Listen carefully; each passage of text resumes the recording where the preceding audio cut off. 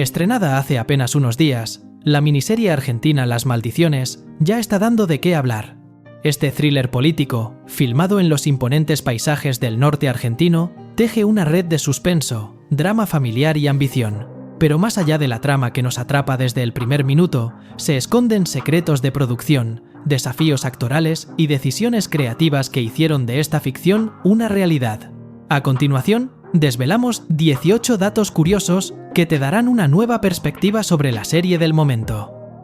Número 1. De la página a la pantalla. Las Maldiciones no es una historia original para Netflix, sino que basa su potente trama en la aclamada novela homónima de la escritora argentina Claudia Piñeiro, publicada en 2017. Piñeiro es una de las voces más importantes del thriller y la novela negra en español, autora de éxitos como La viuda de los jueves y Elena sabe. Su habilidad para entrelazar la crítica social con el suspenso es una marca registrada que se traslada a la serie. Sin embargo, los guionistas, con Daniel Burman a la cabeza, se tomaron licencias creativas significativas, siendo la más importante el cambio de escenario, lo que nos lleva directamente al siguiente punto. Número 2. Un cambio de escenario fundamental. Mientras que la novela de Piñeiro transcurre principalmente en el entorno urbano y político de Buenos Aires, la serie toma una decisión audaz y traslada toda la acción a la provincia de Jujuy, en el extremo norte de Argentina. Este cambio no fue meramente estético. El director, Daniel Burman, explicó que buscaba convertir al paisaje en un personaje más, un protagonista silencioso que impone sus propias reglas. La aridez, la inmensidad y la belleza sobrecogedora de la puna jujeña no solo sirven como un telón de fondo espectacular, sino que también reflejan el aislamiento, la soledad y la hostilidad que viven los personajes. Número 3. El litio, el oro blanco, en el centro del conflicto. Otro de los grandes cambios respecto al libro es la inclusión del litio como eje central del conflicto político. En la novela, la trama se centra en una ley de explotación minera más genérica. Al situar la historia en Jujuy, una de las provincias que conforman el Triángulo del Litio junto con Salta y Catamarca, los creadores anclaron la ficción en una problemática muy real y actual. La creciente demanda mundial de este mineral para baterías de autos eléctricos y dispositivos tecnológicos ha desatado una verdadera fiebre del oro blanco, generando tensiones geopolíticas, económicas y sociales en la región, un caldo de cultivo perfecto para un thriller político. Número 4. Un rodaje en las alturas. Filmar en locaciones como La Quiaca, Yavi, Susques y Liviara implicó un desafío logístico y físico monumental para todo el equipo. Gran parte del rodaje se realizó a más de 3.500 metros sobre el nivel del mar. La falta de oxígeno, conocida como apunamiento o mal de altura, afectó a actores y técnicos. El propio Daniel Burman confesó que el frío y la altura les impedían respirar con normalidad y que, en ocasiones, debían hacer fila para recibir asistencia de oxígeno. Esta lucha contra los elementos, según el director, le aportó una organicidad y una verdad a la serie que habría sido imposible de replicar en un estudio. Número 5. El debut de una joven promesa. Uno de los descubrimientos de la serie es la joven actriz Francesca Varela, quien interpreta a Zoe, la hija secuestrada del gobernador. Con tan solo 11 años, y siendo este su primer papel protagónico, Varela se enfrentó al desafío de trabajar junto a gigantes de la actuación como Leonardo Sbaraglia. Oriunda de Jujuy y estudiante de la escuela Tito Guerra, fue elegida tras un arduo proceso de casting.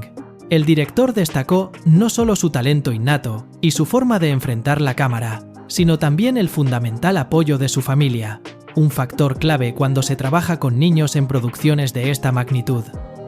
Número 6. El desafío de Sbaraglia. Encarnar el poder. Leonardo Sbaraglia, quien interpreta al gobernador Fernando Rovira, tuvo el desafío de construir un personaje complejo y ambiguo. Rovira no es un villano unidimensional, sino un hombre atrapado entre sus ambiciones políticas, sus responsabilidades como padre y los secretos de su pasado. Sbaraglia logra transmitir la dualidad de un líder carismático que, en la intimidad, se muestra vulnerable y superado por las circunstancias. El actor trabajó en la composición de un hombre de poder del interior del país, con sus propios códigos y formas de manejarse, alejado del estereotipo del político porteño. Número 7. El verdadero significado del título. El título, Las Maldiciones, no se refiere únicamente a un sentido sobrenatural. La serie explora la idea de las maldiciones como herencias, como mandatos familiares y políticos que se transmiten de generación en generación. Se plantea si los personajes pueden romper con los ciclos de violencia, corrupción y secretos que marcaron a sus antepasados. Es una reflexión sobre el peso del pasado y la dificultad de forjar un destino propio cuando se está atado a una herencia tóxica. Número 8. El caudillo moderno y el neofeudalismo provincial. El personaje del gobernador Fernando Rovira, interpretado por Leonardo Sbaraglia, es una clara encarnación del caudillo moderno. Históricamente, el caudillismo en Argentina se refería a líderes carismáticos que ejercían un poder casi absoluto sobre una provincia, manejándola como un feudo personal. La serie retrata esta dinámica, mostrando cómo el poder político, económico y judicial de la provincia parece concentrarse en una sola figura y su círculo íntimo. Esta estructura de poder refleja el concepto de neofeudalismo, un término usado por analistas políticos para describir provincias donde las instituciones democráticas son débiles y el poder real se basa en redes de lealtad personal, clientelismo y el control de los recursos económicos, en este caso, el litio. Número 9. El litio como espejo del extractivismo histórico. La elección del litio no es casual. Este recurso, fundamental para la transición energética global, posiciona a la serie en el centro de un debate actual y urgente. Sin embargo, políticamente, la trama utiliza el litio como una metáfora del modelo extractivista que ha marcado la historia de América Latina. La explotación de recursos naturales con escaso valor agregado local y enormes costos sociales y ambientales. La serie expone cómo la promesa de progreso y desarrollo a través de la minería choca con los intereses de las comunidades locales y perpetúa un ciclo de dependencia económica y conflicto, un eco de lo que sucedió históricamente con la plata, el estaño o el caucho en la región. Número 10. La ausencia deliberada del Estado Nacional. Un detalle político interesante es la casi total ausencia de la política nacional en la trama. Los conflictos, las negociaciones y las traiciones ocurren enteramente dentro de la órbita provincial. Esta decisión narrativa no es un olvido, sino una forma de subrayar la inmensa autonomía y el poder que detentan ciertos gobernadores en Argentina. Refleja una realidad política donde muchas provincias operan con sus propias reglas y el gobierno central a menudo tiene una capacidad limitada para intervenir en sus asuntos internos, especialmente cuando hay grandes intereses económicos en juego. La serie muestra una provincia que funciona casi como un país aparte. Número 11. El voto decisivo y la escribanía del poder legislativo. El secuestro de Zoe ocurre en un momento clave. La votación de una ley crucial para la explotación del litio. Toda la tensión se centra en asegurar un voto, el del vicegobernador. Esta situación es una crítica directa al funcionamiento de muchas legislaturas provinciales en Argentina, a menudo despectivamente llamadas escribanías del Poder Ejecutivo. La trama evidencia cómo el debate democrático es irrelevante y todo se reduce a la capacidad del gobernador de imponer su voluntad sobre los legisladores, ya sea por lealtad, soborno o coerción. La ley no es producto del consenso, sino de la fuerza del poder de turno. Número 12. El conflicto con las comunidades originarias. Lo que la serie sugiere, aunque la serie no profundiza extensamente en el rol de las comunidades originarias, su presencia es el telón de fondo del conflicto por el litio.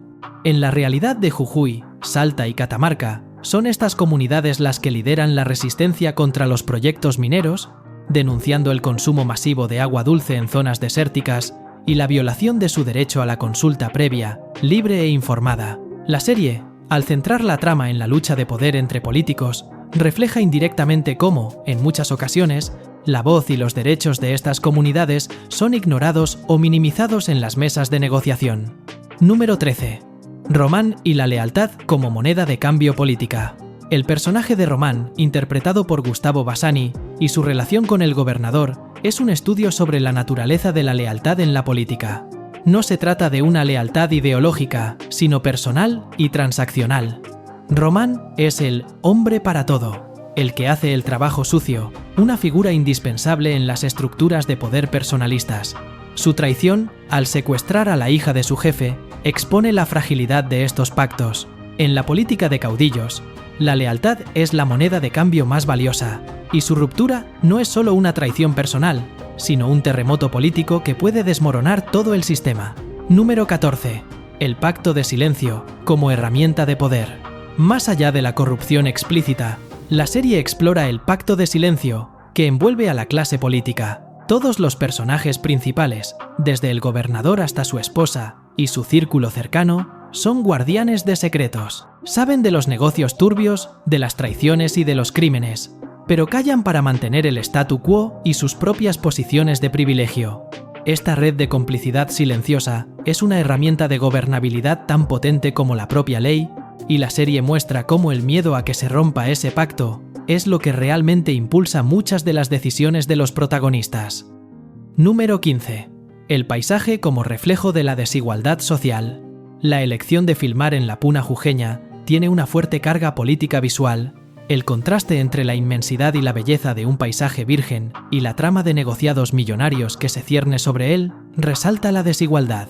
Es una tierra rica en recursos, pero habitada por comunidades que históricamente han sido marginadas del desarrollo. La serie utiliza la estética para plantear una pregunta política. ¿Para quién es el progreso que promete la explotación del litio? ¿Beneficiará a los habitantes de esos paisajes desolados o simplemente enriquecerá a una pequeña élite política y empresarial?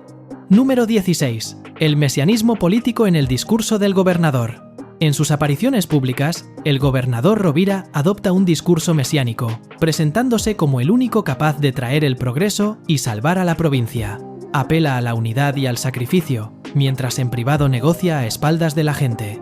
Este estilo de liderazgo, que busca una conexión directa y emocional con el pueblo por encima de las instituciones, es una característica recurrente en la política argentina y latinoamericana. La serie deconstruye esta figura, mostrando el abismo que existe entre la imagen pública del líder providencial y sus verdaderas y egoístas motivaciones. Número 17. La familia como microestado autoritario. La dinámica de la familia Rovira es un espejo a escala de la estructura política de la provincia. Es una familia donde no hay diálogo, sino imposiciones. Los secretos son la norma, y la disidencia es vista como una traición. Esta representación sugiere que el autoritarismo que se ejerce en la esfera pública se gesta y se replica en la esfera privada. La crisis que desata el secuestro no es solo una crisis política, sino el colapso de un modelo familiar basado en el poder y el silencio, análogo al colapso del modelo político que representa. Número 18. Un thriller con conciencia social. Aunque es una obra de ficción, Las Maldiciones toca temas de profunda relevancia social y política para Argentina y la región. La serie pone sobre la mesa el debate sobre el extractivismo, el uso de los recursos naturales, la corrupción política y las enormes desigualdades sociales que persisten en muchas zonas del país. Sin ser un panfleto, la trama invita a la reflexión sobre quiénes son los verdaderos beneficiarios del supuesto progreso. Ahora me gustaría conocer tu opinión. ¿Te gustó la serie? ¿Qué calificación le pondrías? Cuéntame en los comentarios. Si te gustó el video, no olvides dejar tu me gusta y suscribirte al canal.